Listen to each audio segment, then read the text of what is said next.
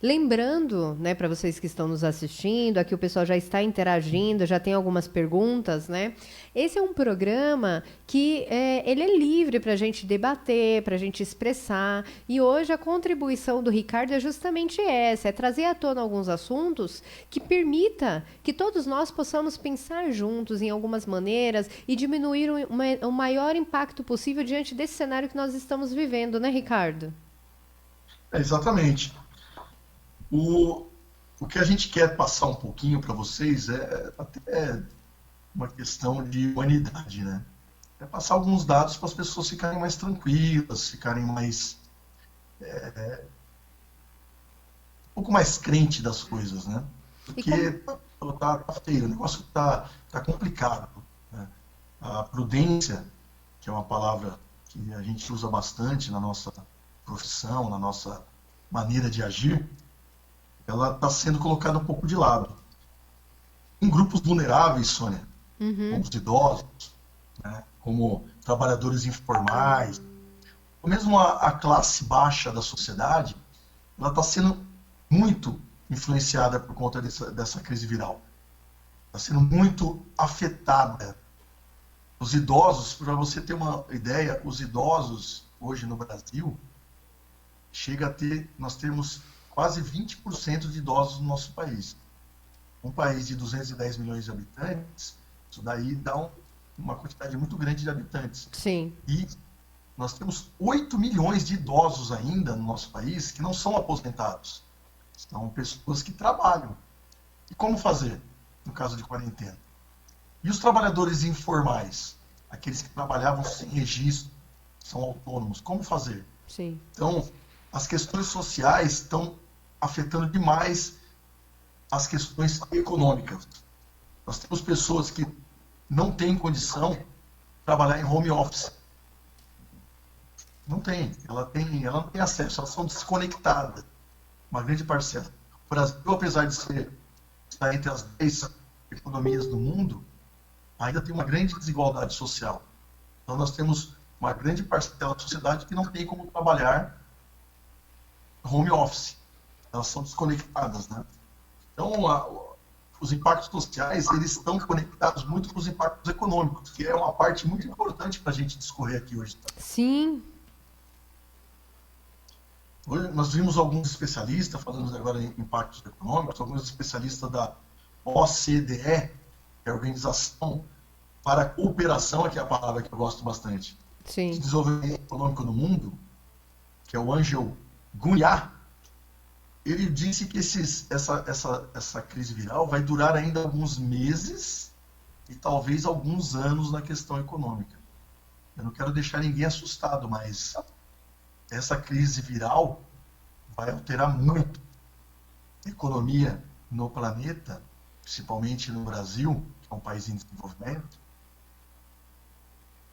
Então vai ser uma coisa duradoura, não vai ser uma coisa muito simples de se eliminar e se resolver. E diante da sua experiência, da sua contribuição, né, diante da sua contribuição com a sociedade, o que você acredita que, por exemplo, a primeira a gente está abordando alguns pontos, né? A gente começou a falar dos sociais, que também afetam o econômico. Como que você acredita que, de repente, a gente possa mudar um pouco esse cenário com a nossa contribuição? Olha, políticas públicas. Nós estamos vendo que o Estado está sendo muito importante agora, no Uhum. auxílio da, da, da iniciativa privada, né? Nós temos aqui no Brasil um ponto muito forte que é a produção de alimentos. Então é um país que dificilmente faltará alimentos. Porém, o comércio no Brasil, para a maioria dos empresários, ele é a parte fundamental da sociedade. Sim, E o que nós estamos vendo que está afetando muito hoje é a questão do comércio. É uma sim, padaria, é o supermercado, é a pessoa que tem ali um estabelecimento comercial que mexe corte de cabelo, barbearia, né? É a questão das academias, o comércio em geral. E sim, como fazer isso? Como retornar às atividades? Então, nós temos que contribuir, né, nós, Estado, né, nós, governo, com os comerciantes. Porque o comerciante, ele é um gerador de emprego. O comerciante, né, ele é um gerador de trabalhos. Sim. Então, aquece a economia. Porque a economia desaquecida, ela trará problemas maiores no futuro. Então, sem economia, um país não se desenvolve. Então, hoje vai, né, ter uma questão de sabermos orientar as pessoas na sua volta ao trabalho, ao comércio, à Sim. indústria, né, às suas atividades. Então, nós temos que contribuir dessa maneira.